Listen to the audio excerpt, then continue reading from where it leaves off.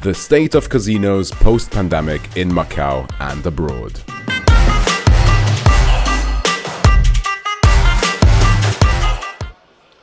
So I was asked to come and talk about the state of Macau and the land-based industry. I have some interesting comments and observations for you. Maybe I could introduce myself. I work with the International Gaming Standards Association. I also work with the Government Blockchain Association. But most importantly, I serve a very cool team in Las Vegas. And what we have been doing for the last 10 years, is online systems for the land-based industry. So the question I have for you today is, do you remember the way it used to be before the pandemic? It was a totally different world. A totally different world. There was a lot of things that we were looking into the future to see that now we take for granted and we kind of even forget how it was before. Probably the most important question I have for you today is, do you remember how it was during the pandemic? The fear, the incertitude, even the trauma that still lingers on. I've just recently been able to get rid of my fear of flying, and I have over 7 million miles in the air, and it just popped up after COVID that I was scared to travel, if you could believe it. So there's a lot of things that have changed since. And here's 3 that I'd like you to remember. Number 1, since COVID, we demand that everything be in real time. It's not a luxury anymore. If there's lag, if there's anything that's delayed, insatisfaction ensues. Number 2, we expect everything to be connected to everything all the time. But here's something that the land-based industry has to figure out yesterday. We're now in a world of instant gratification. When you have the Marriott app for hotels, you should be able to use your free nights on the fly because you decide to stop somewhere. Everything we do now, we want to be rewarded in real time, and we want to be able to use everything now. There's no tomorrow, there's no in 4 hours, there's no in 6 weeks. Now, if you think about the land-based industry, that's kind of scary when you think about it. When you look at the land-based industry is based on closed systems, on property servers, and from what I hear, real-time doesn't exist. So let me give you a couple of examples, and that is so far away that I wouldn't be able to see it with binoculars. One of the things during COVID is I realized I was old, so I can't see anymore, so I'll look this way. So, have you noticed players are global? I don't know if you travel a lot, but the first 6 months after COVID was bliss. There was nobody in the airports. But now it's complete chaos everywhere you go. Everybody is now mobile. More important than everybody being mobile is e-wallets are now mobile. And please remember, the emerging leader worldwide in wallets is Apple. The question of the metaverse is all over. Apple has solved the equation. Data privacy is now a big thing. So if you have an on-site server, how much do you have to pay to protect that data? Have you noticed fraud and theft is moving away from the internet? Fraud and theft is actually moving to places where you can hit somebody isolated that doesn't have the mega millions of budgets to be able to secure things the way you can do on Amazon Web Services. And finally, and I say this not lightly, finally, artificial intelligence is a thing. Believe it or not, I had up on that first slide that I used to teach artificial intelligence in the 1990s. And nobody really cared about it except the 30 people in my class. But now that we've been able to run these applications on smartphones, It's now consumer friendly. Artificial intelligence in the next 12 months will consume our world. What does that mean for the land-based industry? Well, the land-based industry has not been moving in the last 20 years at a fast pace. I've been in the industry 22 years and it's been painful to say the least. But since COVID, the speed of technology change, more importantly, the speed of consumer adoption of new technology is so fast that the land-based industry risks extinction. And I don't say that lightly. We have markets that are booming, but in general, in the more mature markets, you're seeing players sitting at a slot machine, and while they're playing online at the same time. In other words, player engagement is going down at the speed of light, quantum light. It's time to call it for what it is. We're finally able to say that we're in a digital divide.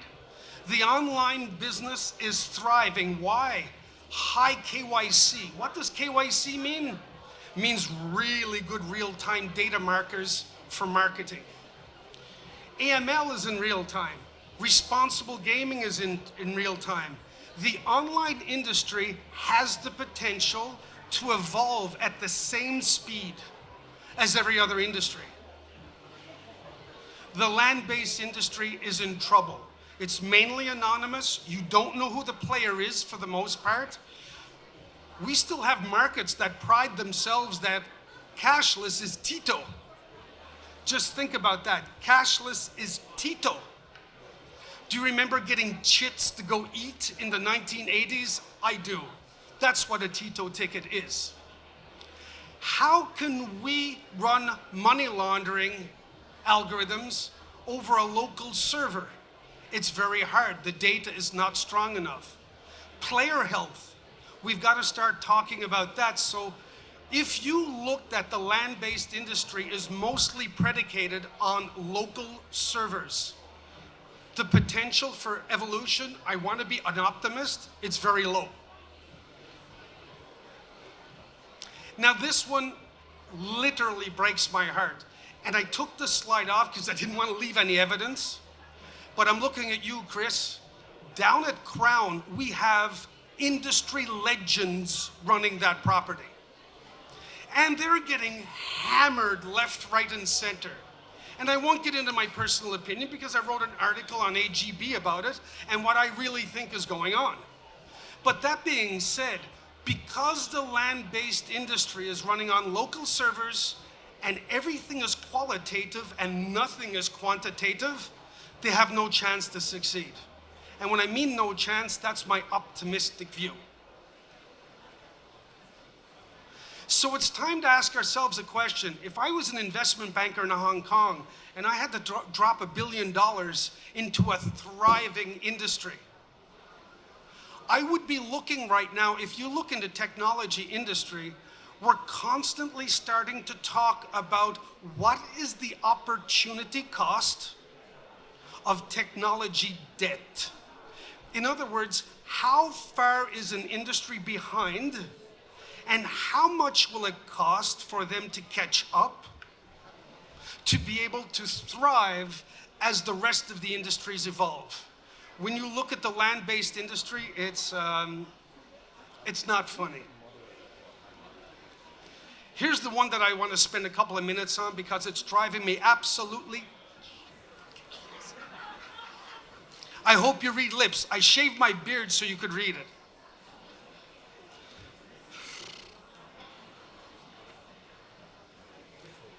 So cashless has nothing to do with money transportation.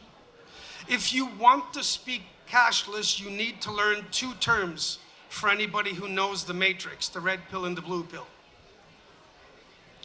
The open loop cashless world is a simple money transportation system from point A, B, C, D, E, F, G, and there's not enough letters in the alphabet for everybody who has their hands in the pie, to get the money to the player on the floor. The thing that you have to remember is, have you figured out in the open loop cash system, who owns the player? Who owns the data? Who's paying for the transaction fees? It's very muddy out there in the land-based industry. That's why the cashless situation in land-based, it's so confusing right now. Whereas if you want to go cashless, you should start thinking about how do you bring your floor up on cashless? Is it a smart card? Is it a virtual smart card, which would mean an app, by the way? Why would you want to do that? Because you would want real-time information. The land-based industry has to learn about player behavior. Why? You want to protect the 7% that might be in trouble someday. That's the worldwide statistic for players that are in trouble health-wise. You may want to run real-time algorithms to make sure that your money laundering is healthy. In other words, there is none. But more importantly, in a real-time cashless environment, you can detect and predict, if you're using algorithms, player satisfaction. Is the player clicking very, very fast because they want to get rid of their money because they want to go home because they're really not happy? Are they slowing down their clicks because they're getting ready to change games? Or are they getting ready to stand up and leave because they're not having fun? We are in a data-driven world, unless you're in the land-based gaming industry. The path is really simple, folks. It is so simple that I wonder why I keep beating my head against the wall, explaining it all over the world. Number one, the local servers have to be thrown into the garbage. They're dangerous, they're not secure, and they give you something that is the most toxic thing you will find in this new world we're in. They give you homogeneous data. That's what the next slide is about. So big data is the foundation of success in the future. Once you have big data, cashless is easy, KYC is easy. And the reason why I still stick around in this industry, AI is a lot of fun.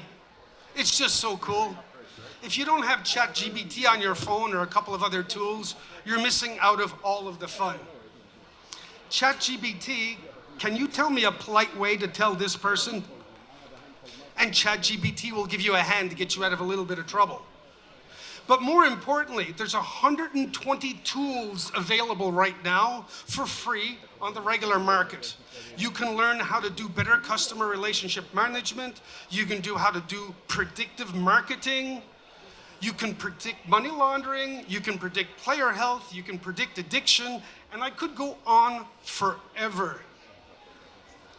But if you don't have big data, you have no chance of doing artificial intelligence, because the algorithms will run out of food data very, very fast. The algorithms will get stupid very, very fast because they're trying to learn new things from the same data. So I hope you're as depressed as I am about the land-based gaming industry. I take the red pill, not the blue pill. I will say one thing. We've got a lot of genius operators out there. And I think it's time for the operators and the regulators to come together and do some bold things before our land-based gaming industry cannot evolve. I think that's the end. I have one last thing to say, and this is the teaching point that I can't read because it's too far away, so I hope you're reading it. Why is AI so important? It's really cool that it writes your term papers for you and your LinkedIn posts and all that crazy stuff we're playing with. But more importantly, if you look 5 years from now, the amount of data an organization will produce will be so massively overwhelming that no human will be able to take an intelligent decision. The role of artificial intelligence in the future is to give humans the foundation to take intelligent decisions. Thank you very much.